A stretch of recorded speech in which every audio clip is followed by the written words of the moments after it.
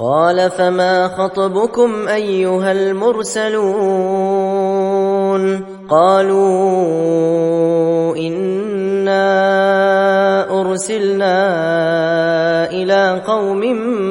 مجرمين لنرسل عليهم حجارة من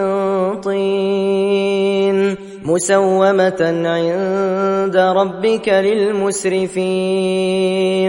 فأخرجنا من كان فيها من المؤمنين فما وجدنا فيها غير بيت من المسلمين وتركنا فيها آية للذين يخافون العذاب الأليم وفي موسى إذ أرسلناه إلى فرعون بسلطان مبين فتولى بركنه وقال ساحر أو مجنون فأخذناه وجنوده فنبذناهم في اليم وهو مليم وفي عاد إذ أرسلنا عليهم الريح العقيم ما تذر من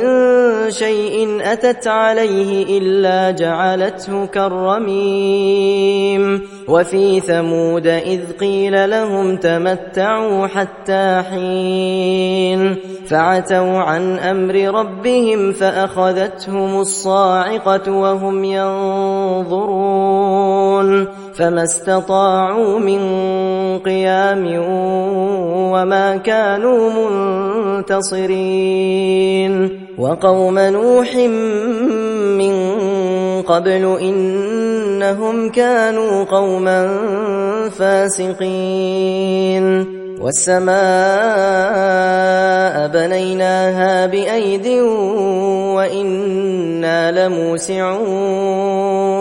والأرض فرشناها فنعم الماهدون ومن كل شيء خلقنا زوجين لعلكم تذكرون ففروا إلى الله إني لكم منه نذير مبين ولا تجعلوا مع الله إلها آخر إني لكم منه نذير مبين كذلك ما أتى الذين من قبلهم من رسول إلا قالوا ساحر أو مجنون أتواصوا به بل هم قوم طاغون فتول عنهم فما أنت بملوم وذكر فإن الذكرى تنفع المؤمنين وما خلقت الجن والإنس إلا ليعبدون ما أريد منهم من رزق وما أريد أن يطعمون إن الله هو الرزاق ذو القوة المتين فإن للذين ظلموا ذنوبا مثل ذنوب أصحابهم فلا يستعجلون فويل للذين كفروا من يومهم الذي يوعدون بسم الله الرحمن الرحيم والطور وكتاب مسطور في رق منشور والبيت المعمور والسقف المرفوع والبحر المسجور إن عذاب ربك لواقع ما له من دافع يوم تمور السماء مورا وتسير الجبال سيرا فويل يومئذ للمكذبين الذين هم في خوض يلعبون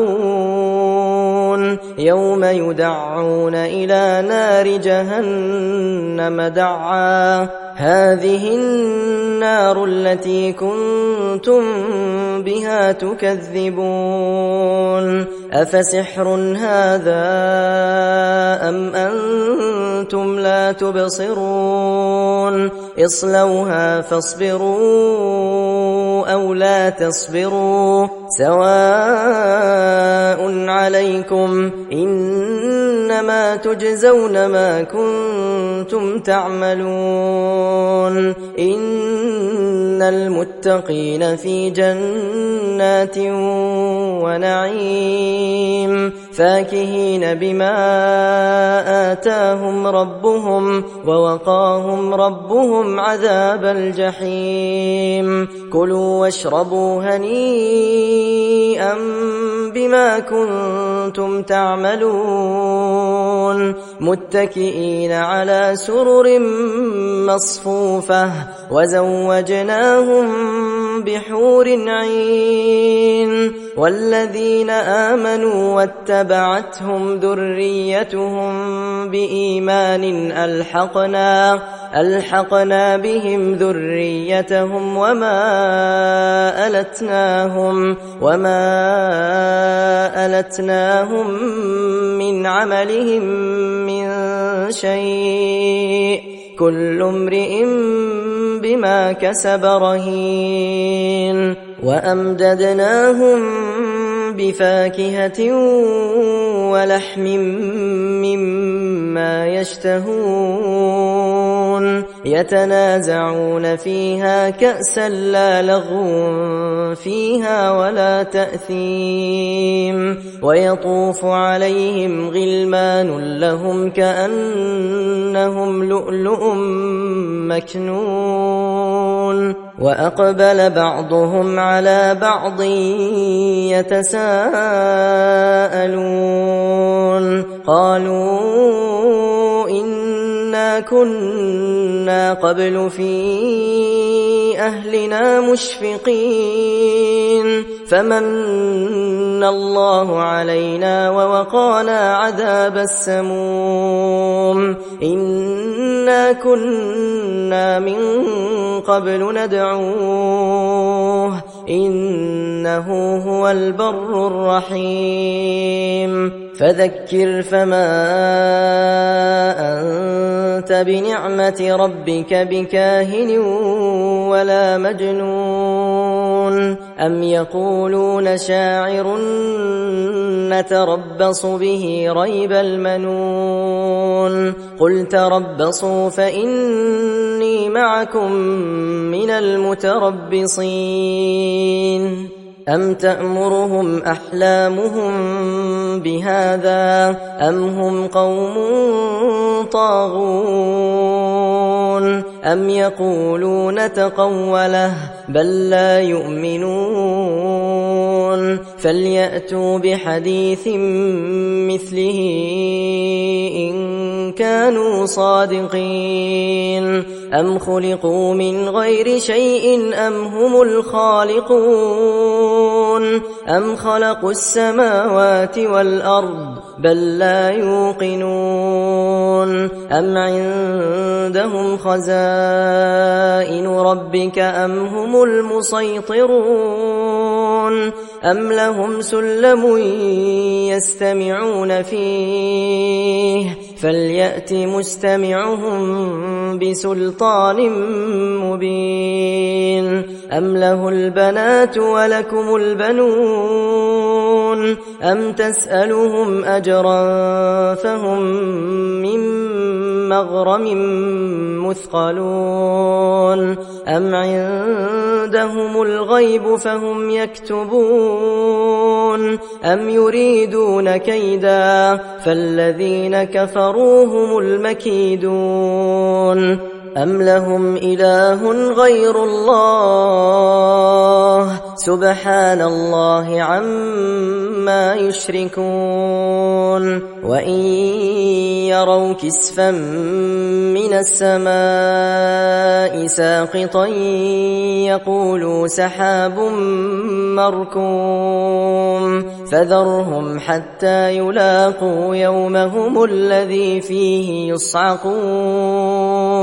يوم لا يغني عنهم كيدهم شيئا ولا هم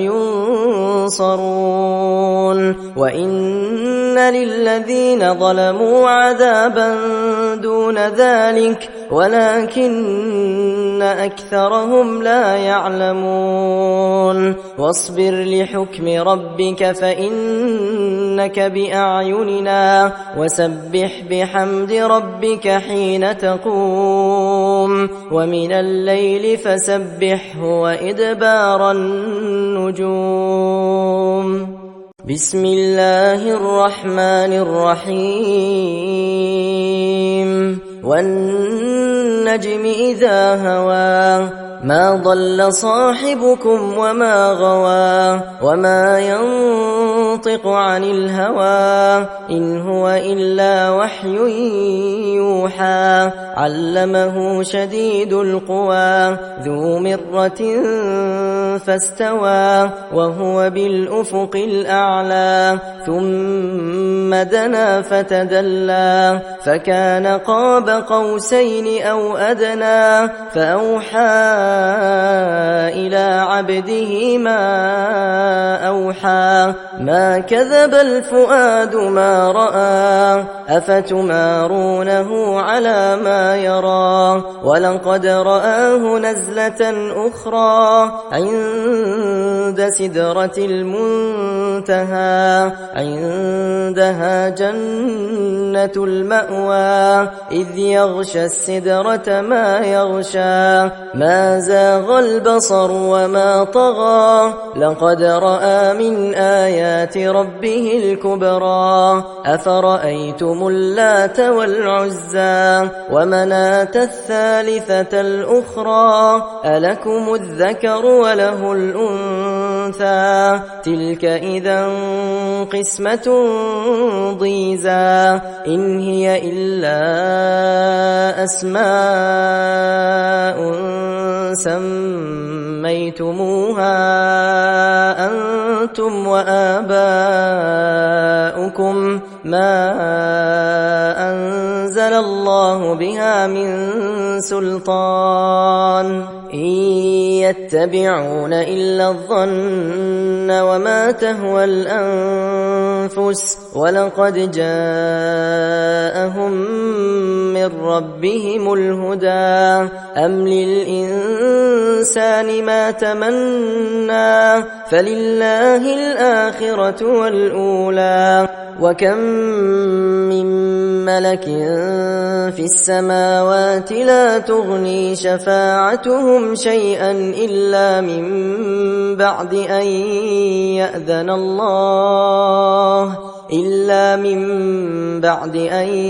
يأذن الله لمن يشاء ويرضى إن الذين لا يؤمنون بالآخرة ليسمون الملائكة تسمية الأنثى وما لهم به من علم إن يتبعون إلا الظن وإن الظن لا يغني من الحق شيئا فأعرض عن من تولى عن ذكرنا ولم يرد إلا الحياة الدنيا ذلك مبلغهم من العلم إن ربك هو أعلم بمن ضل عن سبيله وهو أعلم أعلم بمن اهتدى ولله ما في السماوات وما في الأرض ليجزي الذين أساءوا بما عملوا ويجزي الذين أحسنوا بالحسنى الذين يجتنبون كبائر الإثم والفواحش إلا اللمم إن ربك واسع المغفرة هو أعلم بكم إذ أنشاكم من الأرض وإذ أنتم أجنة في بطون أمهاتكم فلا تزكوا أنفسكم هو أعلم بمن اتقى أفرأيت الذي تولى وأعطى قليلا وأكدى أعنده علم الغيب فهو يرى أم لم ينبأ بما في صحف موسى وإبراهيم الذي وفى ألا تزر وازرة وزر أخرى وأن ليس للإنسان إلا ما سعى وأن سعيه سوف يرى ثم يجزاه الجزاء الأوفى وأن إلى ربك المنتهى وأنه هو أضحك وأبكى وأنه هو أمات وأحيا وأنه خلق الزوجين الذكر والأنثى من نطفة إذا تمنى وأن عليه النشأة الأخرى وأنه هو أغنى وأقنى وأنه هو رب الشعرى وأنه أهلك عادا الأولى وثمود فما أبقى وقوم نوح من قبل إنهم كانوا هم أظلم وأطغى والمؤتفكة أهوى فغشاها ما غشا فبأي آلاء ربك تتمارى هذا نذير من النذر الأولى أزفت الآزفة ليس لها من دون الله كاشفة أفمن هذا الحديث تعجبون وتضحكون ولا تبكون وأنتم سامدون فاسجدوا لله واعبدوا بسم الله الرحمن الرحيم اقتربت الساعة وانشق القمر وإن يروا آية يعرضوا ويقولوا سحر مستمر وكذبوا واتبعوا أهواءهم وكل أمر مستقر ولقد جاءهم من الأنباء ما فيه مزدجر حكمة بالغة فما تغني النذر فتول عنهم يوم يدعو الداعي إلى شيء نكر خش عن أبصارهم يخرجون من الأجداث كأنهم جراد منتشر مهطعين إلى الداع يقول الكافرون هذا يوم عسر كذبت قبلهم قوم نوح فكذبوا عبدنا وقالوا مجنون وازدجر فدعا ربه أني مغلوب فانتصر ففتحنا أبواب السماء بماء منهمر وفجرنا الأرض عيونا فالتقى الماء على أمر قد قدر وحملناه على ذات ألواح ودسر تجري بأعيننا جزاء لمن كان كفر ولقد تركناها آية فهل من مدكر فكيف كان عذابي ونذر ولقد يسرنا القرآن للذكر فهل من مدكر كذبت عاد فكيف كان عذابي ونذر إنا أرسلنا عليهم ريحا صرصرا في يوم نحس مستمر تنزع الناس كأنهم أعجاز نخل منقعر فكيف كان عذابي ونذر ولقد يسرنا القرآن للذكر فهل من مدكر كذبت ثمود بالنذر فقالوا أبشرا منا واحدا نتبعه إنا إذا لفي ضلال وسعر ألقي الذكر عليه من بيننا بل هو كذاب أشر سيعلمون غدا من الكذاب الأشر إنا مرسل الناقة فتنة لهم فارتقبهم واصطبر ونبئهم أن الماء قسمة بينهم كل شرب محتضر فنادوا صاحبهم فتعاطى فعقر فكيف كان عذابي ونذر إنا أرسلنا عليهم صيحة واحدة فكانوا كهشيم المحتضر ولقد يسرنا القرآن للذكر فهل من مدكر كذبت قوم لوط بالنذر إنا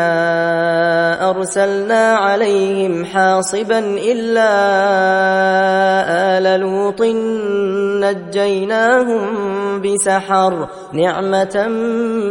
من عندنا كذلك نجزي من شكر ولقد أنذرهم بطشتنا فتماروا بالنذر ولقد راودوه عن ضيفه فطمسنا أعينهم فذوقوا عذابي ونذر ولقد صبحهم بكرة عذاب مستقر فذوقوا عذابي ونذر ولقد يسرنا القرآن للذكر فهل من مدكر ولقد جاء آل فرعون النذر كذبوا بآياتنا كلها فأخذناهم أخذ عزيز مقتدر أكفاركم خير من أولئكم أم لكم براءة في الزبر أم يقولون نحن جميع منتصر سيهزم الجمع ويولون الدبر بل الساعة موعدهم والساعة أدهى وأمر إن المجرمين في ضلال وسعر يوم يسحبون في النار على وجوههم ذوقوا مس سقر إنا كل شيء خلقناه بقدر وما أمرنا إلا واحدة كلمح بالبصر ولقد أهلكنا أشياعكم فهل من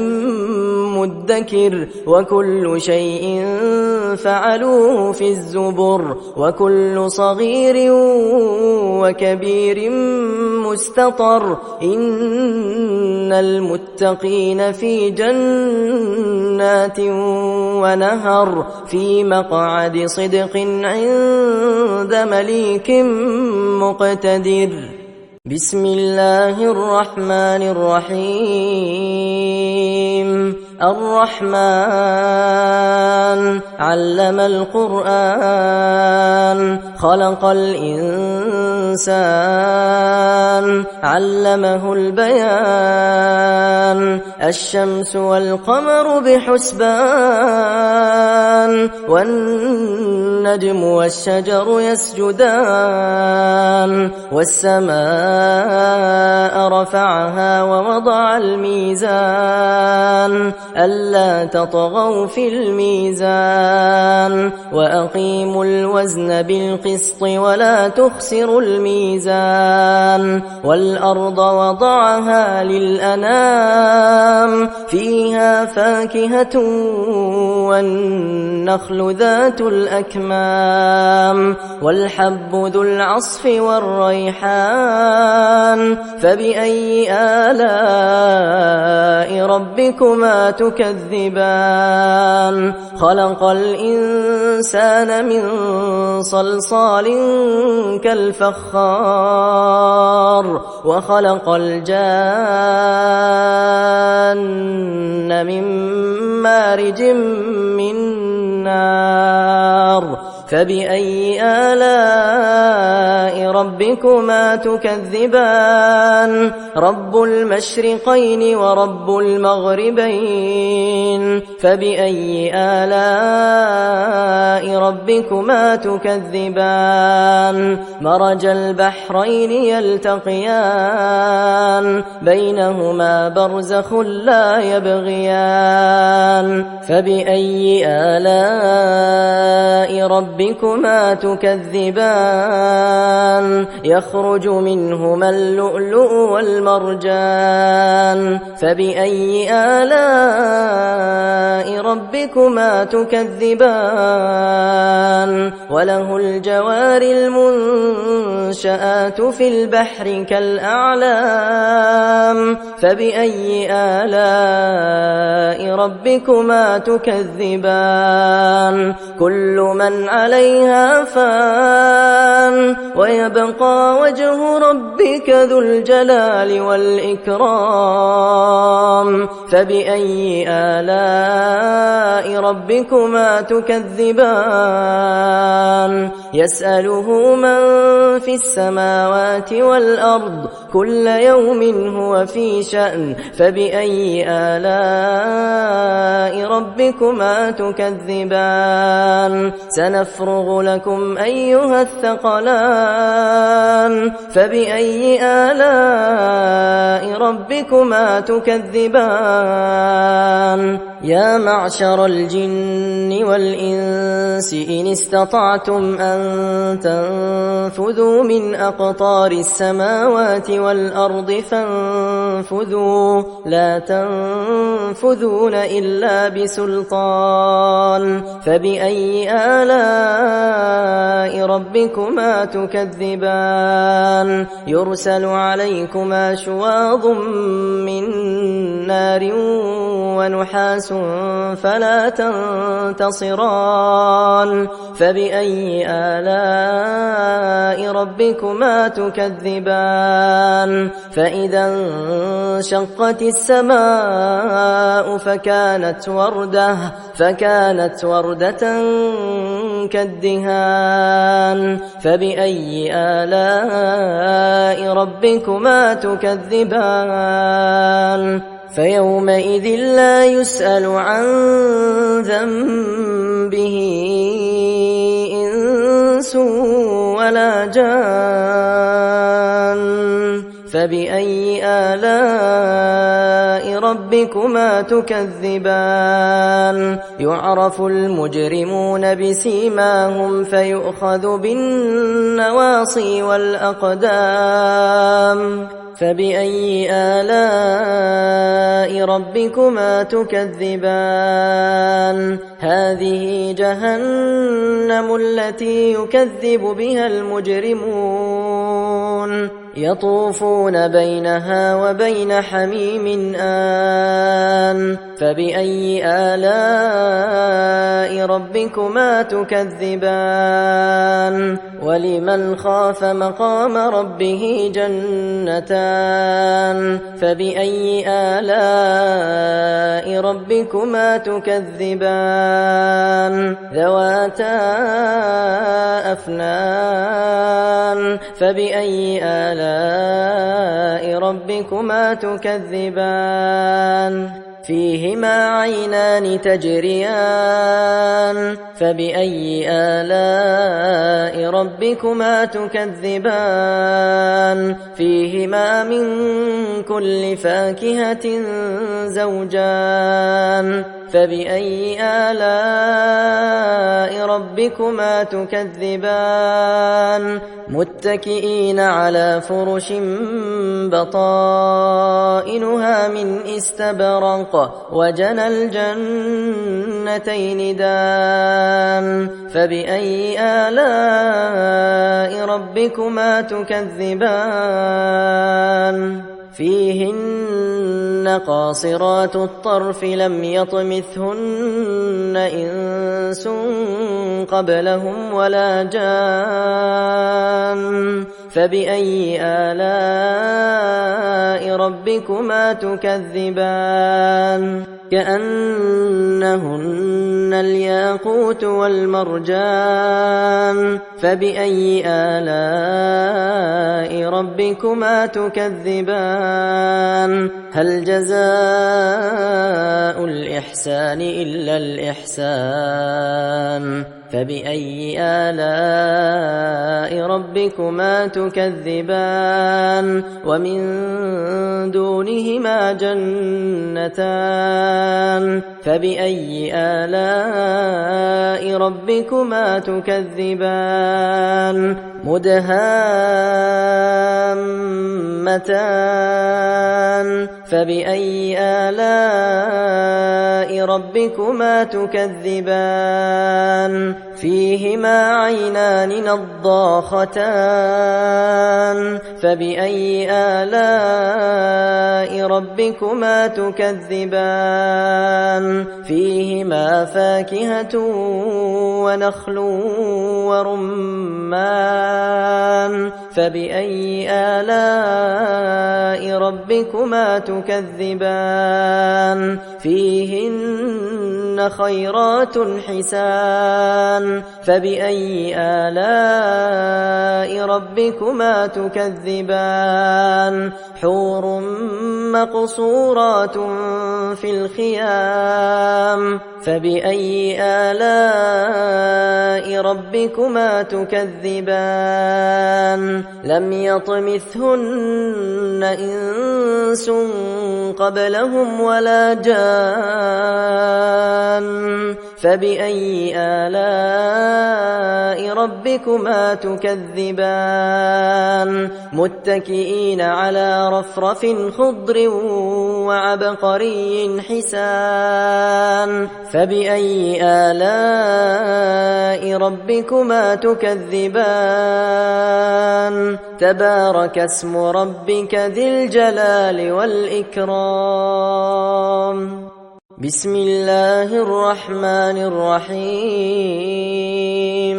إذا وقعت الواقعة ليس لوقعتها كاذبة خافضة رافعة إذا رجت الأرض رجا وبست الجبال بسا فكانت هباء منبثا وكنتم أزواجا ثلاثة فأصحاب الميمنة ما أصحاب الميمنة وأصحاب المشأمة ما أصحاب المشأمة والسابقون السابقون أولئك المقربون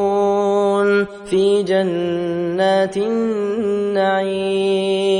ثلة من الأولين وقليل من الآخرين على سرر موضونة متكئين عليها متقابلين يطوف عليهم ولدان مخلدون بأكواب وأباريق وكأس من معين لا يصدعون عنها ولا ينزفون وفاكهة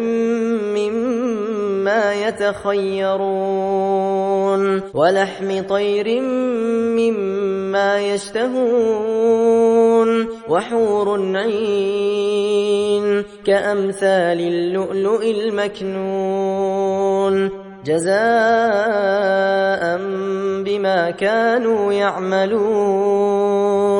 لا يسمعون فيها لغوا ولا تأثيما إلا قيلا سلاما سلاما وأصحاب اليمين ما أصحاب اليمين في سدر مخضود وطلح منضود وظل ممدود وماء مسكوب وفاكهة كثيرة لا مقطوعة ولا ممنوعة وفرش مرفوعة إنا أنشأناهن إن شاء فجعلناهن أبكارا عربا أترابا لأصحاب اليمين ثلة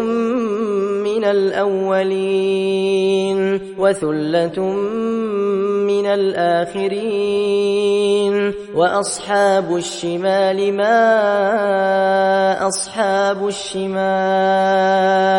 في سموم وحميم وظل من يحموم لا بارد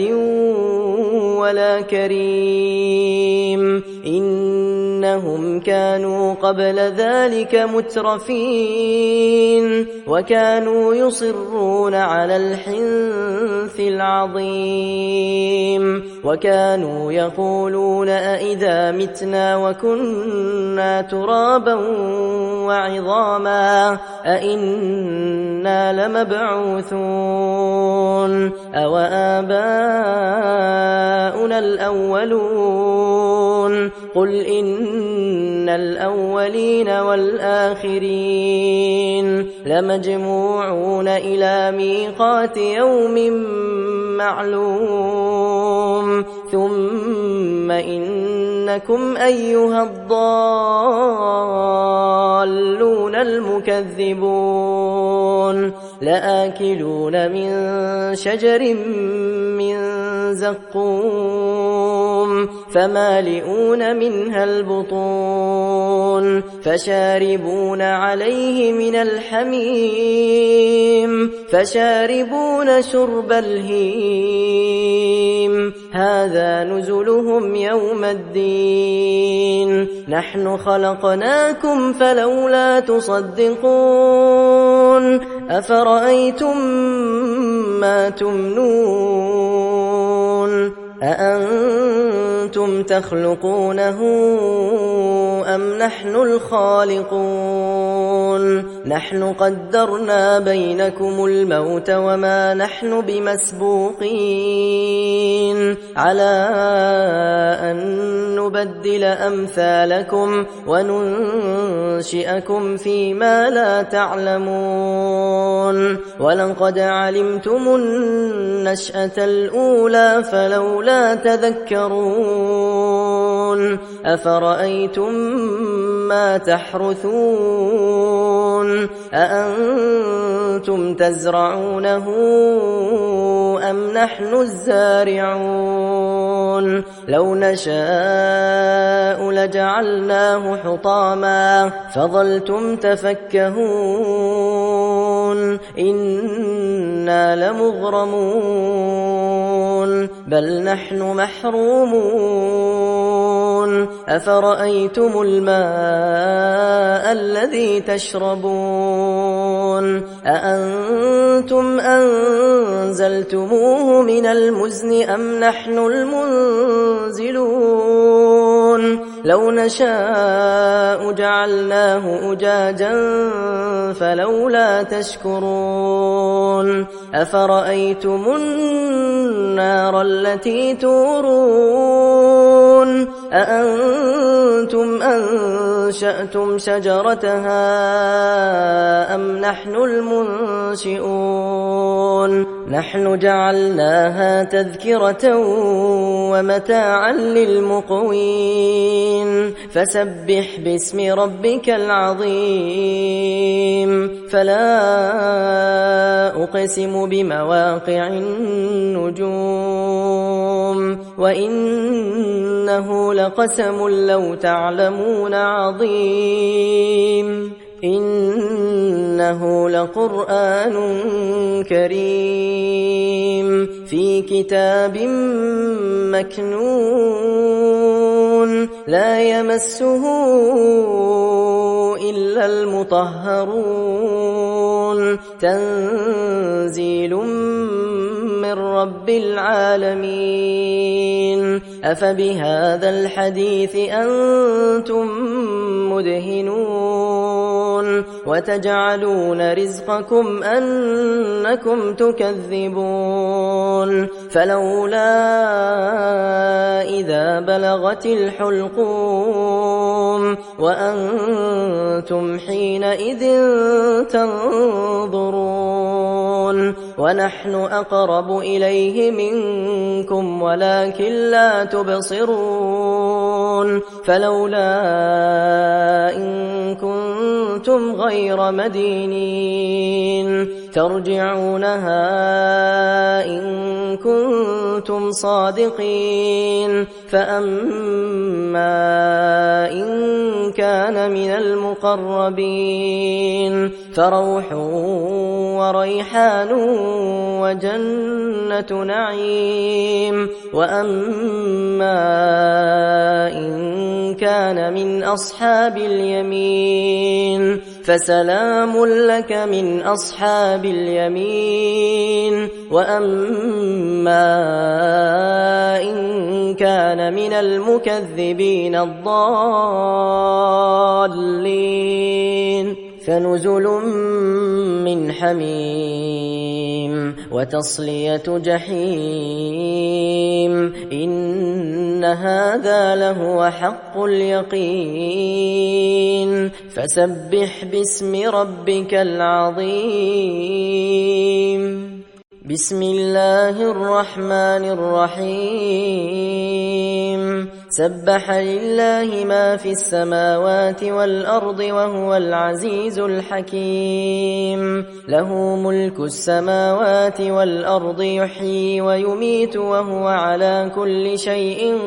قدير هو الأول والآخر والظاهر والباطن وهو بكل شيء عليم هو الذي خلق السماوات والأرض في 6 أيام ثم استوى على العرش يعلم ما يلج في الأرض وما يخرج منها وما ينزل من السماء وما يعرج فيها وهو معكم أينما كنتم والله بما تعملون بصير له ملك السماوات والأرض وإلى الله ترجع الأمور يولج الليل في النهار ويولج النهار في الليل وهو عليم بذات الصدور آمنوا بالله ورسوله وأنفقوا مما جعلكم مستخلفين فيه فالذين آمنوا منكم وأنفقوا لهم أجر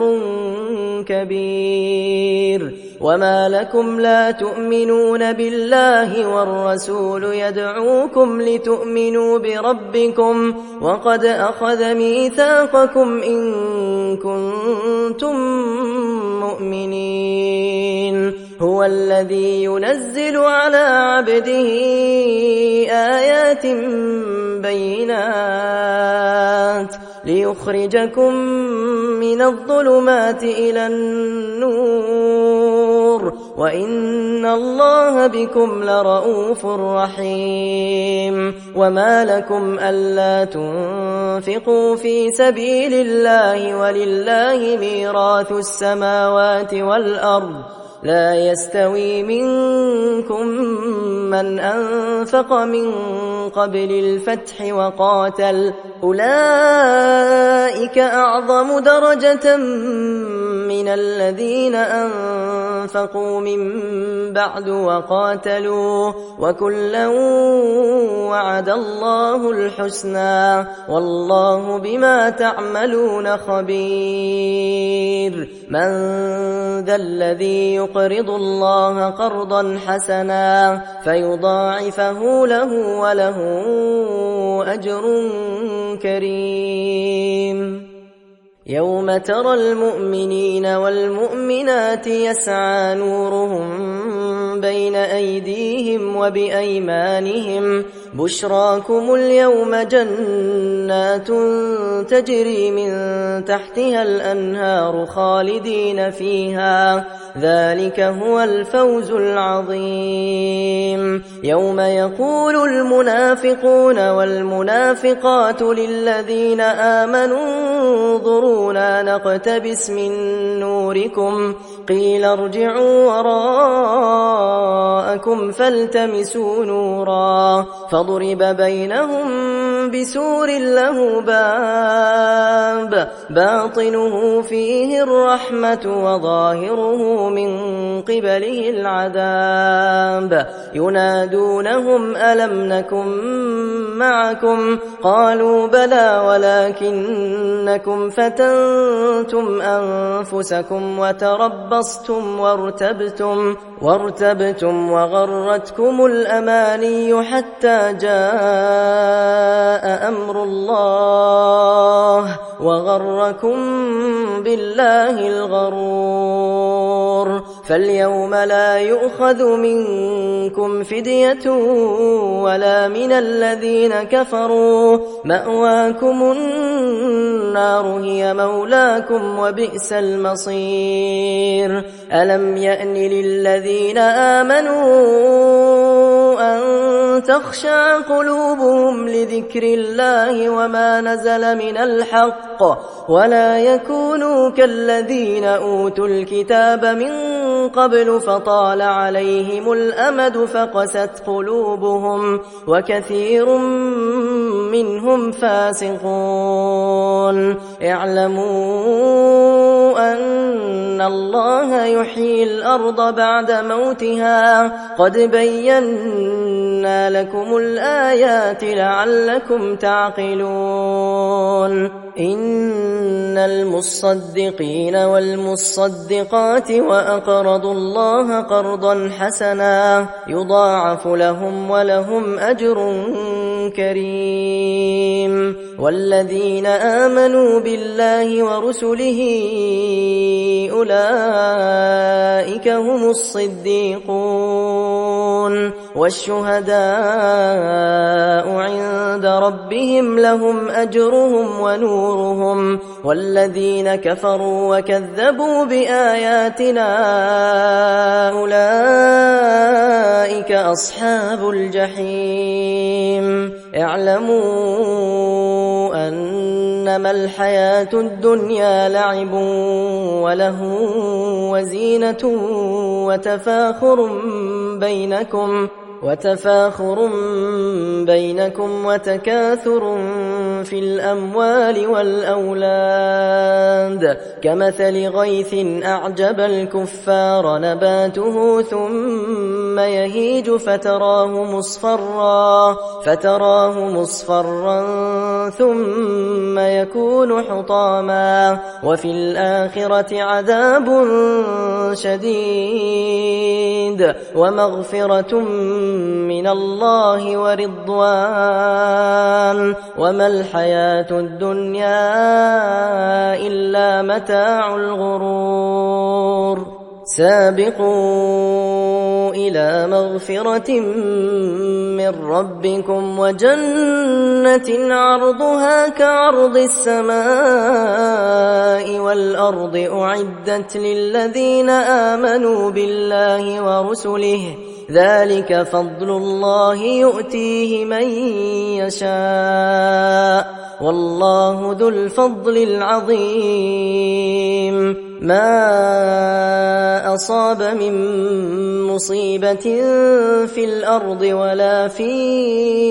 أنفسكم